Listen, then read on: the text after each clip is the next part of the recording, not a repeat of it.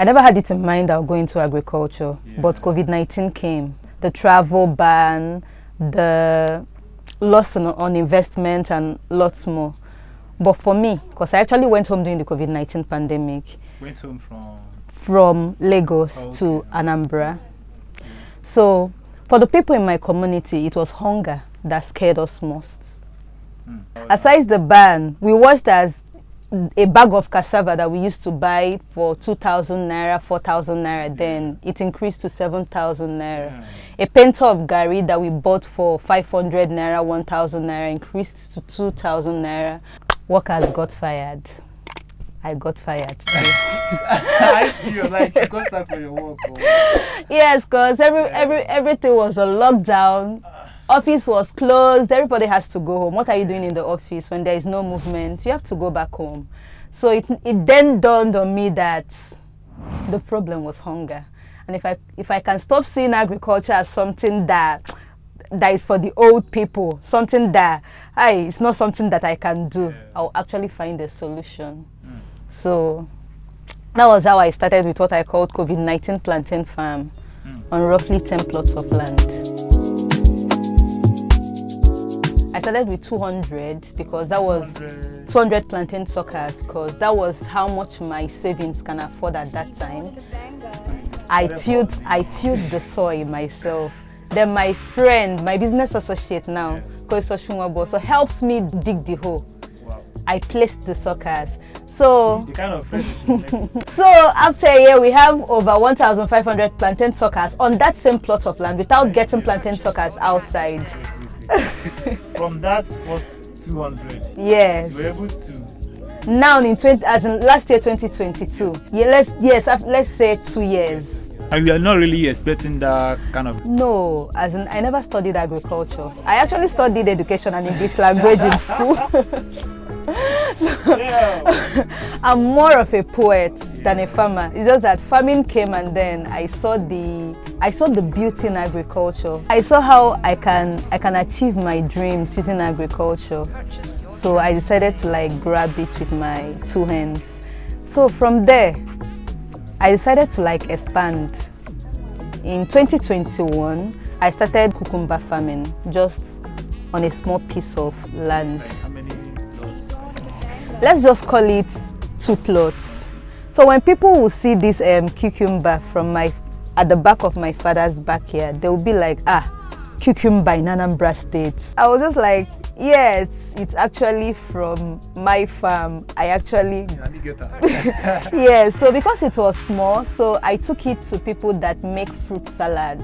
So when I take this cucumber to them, they'll be like, you grew this, this cucumber is from your farm. What did you do? As in, it's huge. Do you know we travel as far as Onitsha to go and get it? And that's Onitsha self. They have to place order from the north.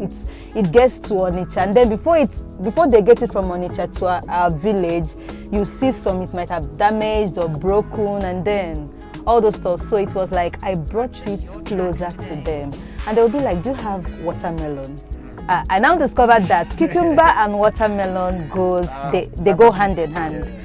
So I decided to experiment watermelon. 2022, I moved into fish farming because I just read somewhere that, do you know water from fish, as in the waterways from the fish can be used to water vegetables and it will grow well. I rear my fish without using artificial growth enhancers. It's strictly organic. From 20 fingerlings, I moved to 200, from 200, 500. Now I have 2,000. I grow plantain, cassava, vegetables like cucumber, okra, watermelon. I'm experimenting cabbage to know if it will do well in Anambra soil. If it does well, it's something I would equally like to go into, because one thing I have in mind is changing that mindset in the East that there are certain things that can't be grown in our soil that is meant for the North. I don't like hearing that. I like to dare. That's why I went into cucumber, not minding if I'll be at a loss. Wow. So you're doing all these alone? When it comes to my fish farm, like I'm here, but it's moving on well because my dad is someone that will always support you in everything that you are doing. I have siblings too that can do that. And then I have workers and my business associate, Koi Sochunga Bosso, the brain boss. So when I went into agriculture and discovered that there are lots of things that are not in my community, that they travel out, as in they travel out a distance to get these things, I was just like, I'll make it easier for them. I'm enjoying being a farmer now. Yes. And then research. I'm a researcher. So I research more. And I like going into new things. So where are the places you've gone to learn trainings and stuff like that? I went for training. You have a very long list, so let's start. I called a friend of mine, Chinaza Onuebu. She studied agriculture. She graduated from Nnamdi Azikiwe University. She studied agriculture, crop science, yes. She studied agriculture. So I was like, Chinaza, this is what we want to do. How do I do it? She taught me the in and out of plantain farming, all I need to know about agriculture, the best form of manure to use. And then kudos to Onwa Nokam Walter, Kososochukwu's dad. He's a farmer. He has spent all his life farming. He's actually the one that put us through when it comes to farming. As in, he's our teacher. He taught us as his own. He told us everything that we needed to know as someone that has been into farming. Like that man, he has almost everything in his house because he had the large expanse of land where he would plant things, and then I honor him. So aside that, I've gone online to like read like East-West Seed, as in I've gotten a certificate from them. I went there to study vegetable production too, so I'll know how it is being done.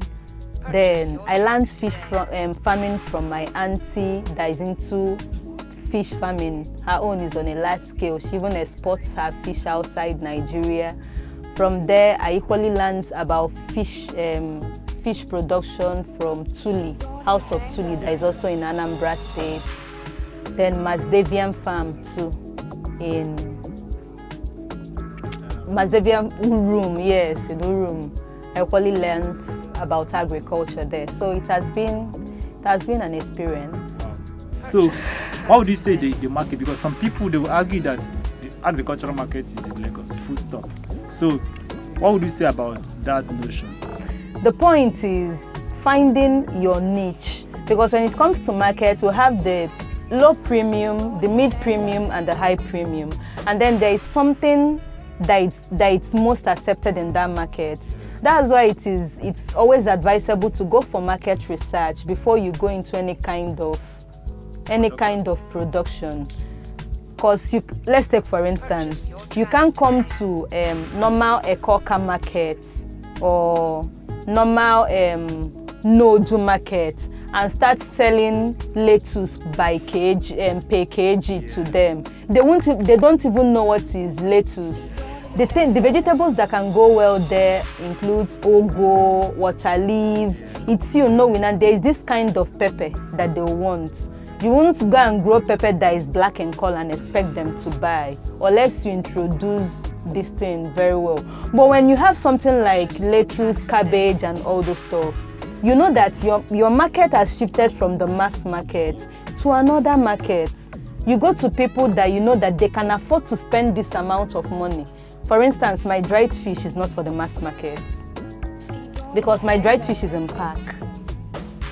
It's double sealed and then I pack it for the supermarkets because I sell a pack for 6,000 naira. I don't expect this dried fish to do well in the normal market. People will be like, when there is other available ones, even if flies perches on it, they don't care. But when I take it to a market that understands value, people that go to the supermarket goes to the supermarket because they want things that are of value to them, not just the price. Let me just ask quickly, have you been profitable? It has been very profitable because I've been expanding. Yes. The one thing I'll advise someone is, before you go into any business, have a vision, have a plan. This is how you want it. Don't just say because Ebuka sells cucumber in Anambra State and it goes well for him, I'll have to go and plant cucumber everywhere and start selling. You have to plan yourself, know your market, know how much you will sell and then make profits. So I've always had this dream of having an agro community. Wow. Are there plans in place for that? There are plans in place for that. I've already started. That's why I'm gradually moving to Ifito Ogwari. Are you open to investment? I am very open to investment because I can't grow without people investing in my business. What type of investment are we talking about? Let's say business grants, and then maybe loans can equally go, though sometimes I'm skeptical about. It depends. So long as the interest is not too high, yes, I'm good with it. And then investors can come in. All right. So when I actually went for Access Bank Womenpreneur Pitchathon, I was like, yes, I want the grant too. So I told, one of the goals I stated was, I'll go into hydroponics by 2024. This system of farming increases crop yield, reduces waste, and then it makes food more secure and sustainable. So I would like to know about it. That's why I'm here. Wow. That's why I'm here also. What's the advice to upcoming farmers, like myself? To upcoming farmers, the journey is never easy. There are times it will look as if everything is lost, but just be persistent, be consistent, just have a dream. Don't just start farming because everybody is farming, you want to farm. Have a clue of what you actually want, of a problem you actually want to solve, and then go for it. Study more, research more, connect with people. That's how you can go far, because you can't do it alone. Really motivated. Very motivated. Thank you so much. Just 5 quick questions. Are you ready? Coke or Fanta? Coke. Singing or dancing? Singing. Single or married? I'm single. Facebook or Instagram? Facebook. Really? Yes. What's the best food? My best food is actually beans.